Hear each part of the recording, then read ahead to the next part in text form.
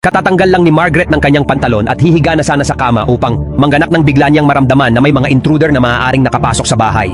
Nagtatago sila sa kisame at ilalim ng kama at nang mapansing malapit na silang matuklasan ng babae, agad na inilabas ng lalaking nasa ilalim ng kama ang kanyang baril, handang patayin siya anumang oras.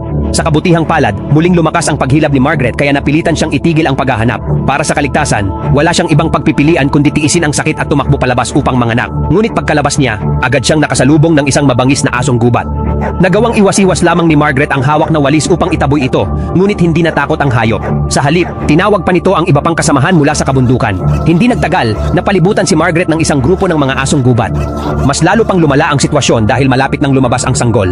Wala nang natitirang lakas si Margaret upang itaboy ang mga mababangis na aso. Halos mawalan siya ng malay sa matinding sakit. Ngunit para maprotektahan ang kanyang anak, pinilit niyang tumayo muli gamit ang kanyang matinding determinasyon.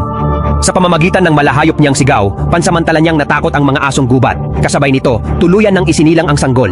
Ngunit naubos na rin ang lahat ng lakas ni Margaret kaya bumagsak na lamang siya sa lupa. Nang makita ito, mabilis na sumugod ang grupo ng mga asong gubat sa mag-ina. Ngunit bago pa sila maatake, biglang umalingaw-ngaw ang putok ng baril sa bakuran. Agad na natakot ang mga asong gubat at nagtakbuhan sa iba't ibang direksyon.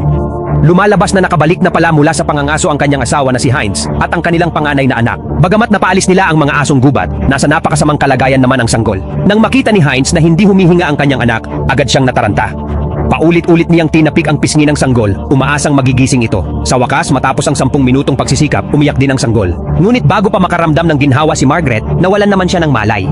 Upang mailigtas ang kanyang asawa, dali-daling bumaba ng bundok si Heinz upang humingi ng tulong sa nag-iisang doktor sa isla. Nang malaman ng doktor ang kalagayan ni Margaret, agad niyang naunawaan na napakaapurahan nito kaya mabilis siyang nagtungo sa bahay ng pamilya Whitmer. Ngunit wala siyang dalang anumang kagamitang medikal dahil lubos siyang kumpiyansa sa kanyang kakayahan bilang doktor. Sa simpleng paghipo lamang sa tiyan ni Margaret, natukoy ng doktor na dahil sa maling panganganak ay naipit ang inunan sa loob ng kanyang matris. Kaya pinahiga niyang muli si Margaret sa tamang posisyon ng panganganak at sinabi kay Heinz na aluin ito ng maayos. Pagkatapos, naghanda siyang tanggalin ang inunan gamit lamang ang kanyang kamay. Ang dalawang intruder na naroon ay naantig din sa matinding determinasyon ni Margaret, kaya nagpasya silang huwag nang saktan pa ang pamilya at tahimik na umalis sa lugar.